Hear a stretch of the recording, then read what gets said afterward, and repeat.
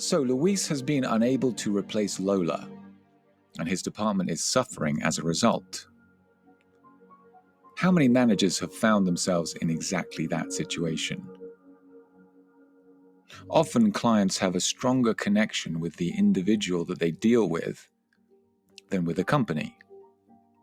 So when that individual leaves, so does the client.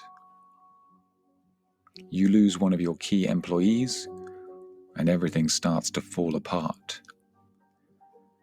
And that's why retention strategies are so important.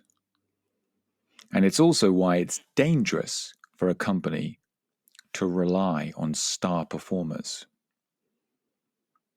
We'll talk more about these human resources issues in future podcasts.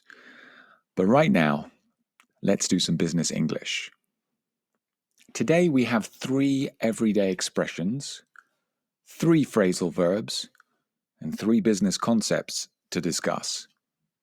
Today, 3 is the magic number. So let's start off with the everyday expressions. Have a listen to this again. She didn't look up from her book, and it was clear from the tone of her voice she was in a bad mood. Your mood is the way you feel, your emotional state. So if you are in a good mood, you're happy, you're pleased, you're cheerful. If you are in a good mood, you see the world in a positive way. On the other hand, if you are in a bad mood, like Luis's wife that evening, then you see the world in a negative way. Something has upset you, and it creates a dark cloud over everything around you. Are you in a bad mood? That's a very common question amongst friends, family, and particularly husbands and wives. It's a very useful and popular expression because it's non-specific, and it covers so many different emotions. When you ask the question, "Are you in a bad mood?" it really means, I know that something is wrong, but I have no idea what it is specifically. And therefore, that question can make people even more upset than they already are. So be careful. Right, let's move on to our second expression. Here it is. The company's reputation was at risk. People's jobs were on the line. When something is on the line, it means that it is at risk. It means that there is a high chance that you might lose it, whatever it is. And it also means that whatever you do or say right now is critical. If your job is on the line, it means there's a chance that you might lose your job. And therefore, how you behave now will have a major impact on whether you stay employed or you lose your job. Originally, it was a gambling reference to the physical lines on the craps tables. You see, gamblers would place their chips on the table, and the table has a lot of lines on it. So we would say that their money is on the line. In our story, people's jobs, specifically at SMZ Insurance Company, are on the line. They are at risk. Okay, our third and final expression is within this phrase. Listen carefully. At that moment, he truly missed Lola. She had managed the SMZ account. She knew the client inside out. Inside out. Well, literally, this means that the inside part of your clothing is facing outwards. Like maybe when you were a kid, you might have put your jumper on inside out. Or maybe you put your t-shirt on inside out. So that's the literal definition of inside out. Now, if you know something or someone inside out, you know them very well. It makes sense, right? It implies that all the internal workings of that person or that company are visible and knowable to you. So in this case, Lola knows the SMZ account inside out. She's extremely familiar with how the company operates. Okay, let's now move on to our 3 phrasal verbs. Here's the first one. It was past midnight, and he'd spent the last 18 hours dealing with a crisis at Texpania. To deal with, as I've said before, this is the number 1 phrasal verb in business English. This is the daddy of all phrasal verbs. To deal with means to take action in order to solve a problem. And that's what business is all about, right? Taking action to solve problems. That's what you do, and that's why you get paid. So whenever a boss asks you about a process or a problem or even a crisis, you use this phrasal verb. I'm dealing with it. It's music to the ears of any manager. Okay, here's the next phrasal verb. One of his clients, SMZ, a Swiss life insurance company, had been shut down by a ransomware attack. To shut down, it means to cease an operation or to cease a business. So, for example, you might shut down your computer. What is the difference between shut down and switch off or turn off? Well, typically shutting down involves some processes or steps. It's more convoluted. Whereas switch off or turn off is something quite simple. You just push a button to switch something off, and that's it, it's done. Okay, our third and final phrasal verb is the following. Despite being competitors at a global level, Texpania and its US equivalent had agreed to come together in moments of crisis to share their expertise. To come together. This means to start working successfully with each other. We need to come together in times of crisis. You might be familiar with the Beatles song, Come Together. And the inspiration for that song was when John Lennon was involved in non-violent protests against the Vietnam War. He started to write a campaign song for the anti-war movement called Come Together, Join the Party. He never finished the song, but it became the foundation of that very famous Beatles song. Okay, quick question for you. What is the plural of crisis? Is it crises? No, it's not.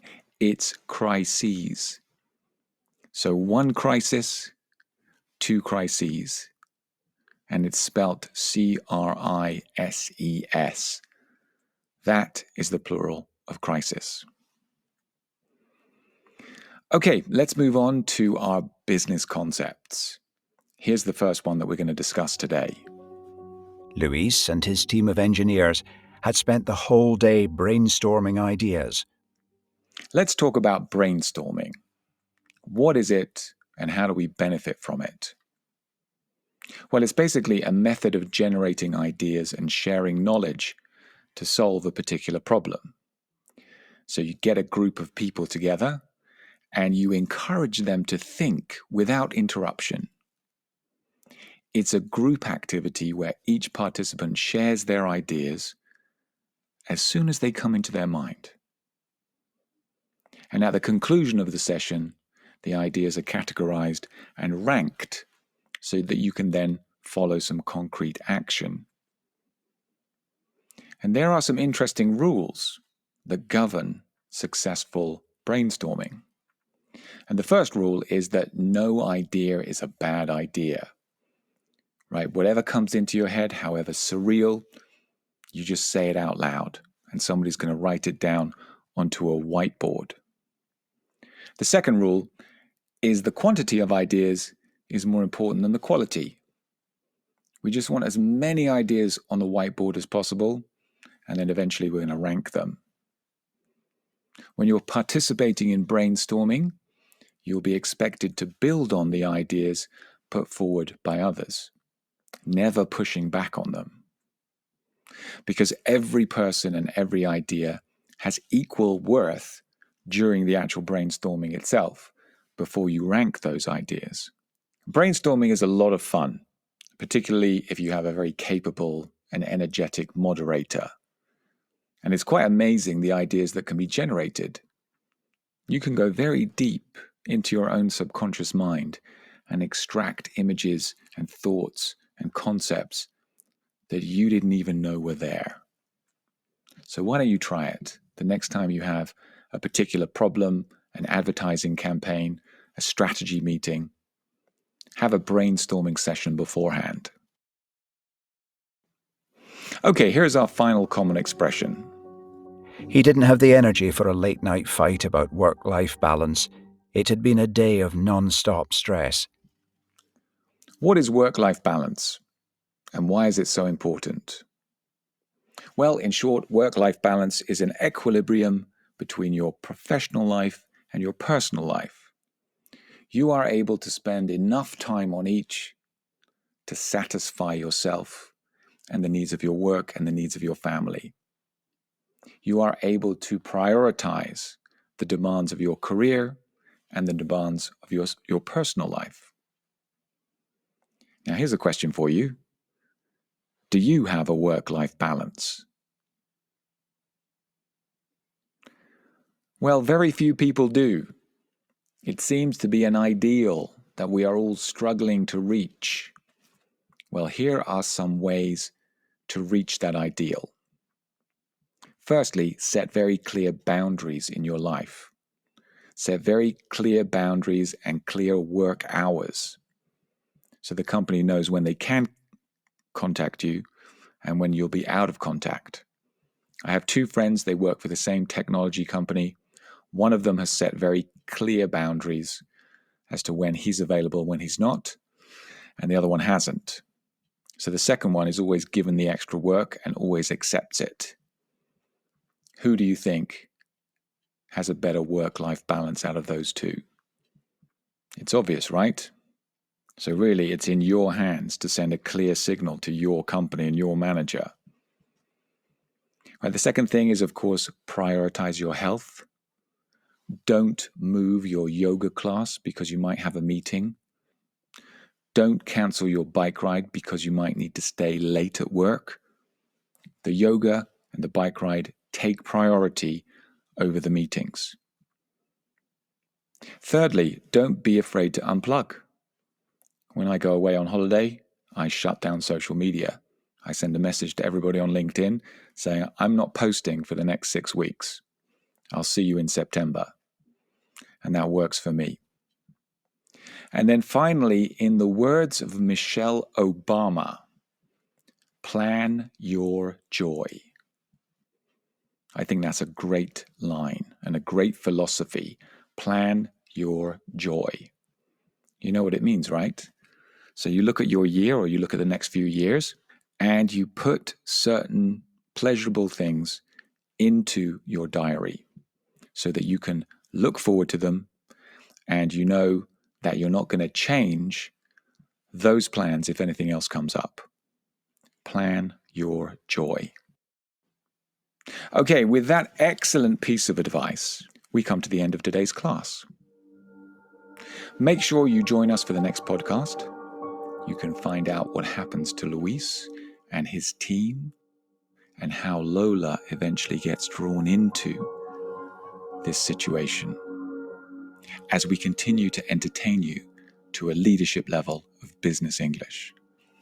Until then, keep practicing and remember, plan your joy.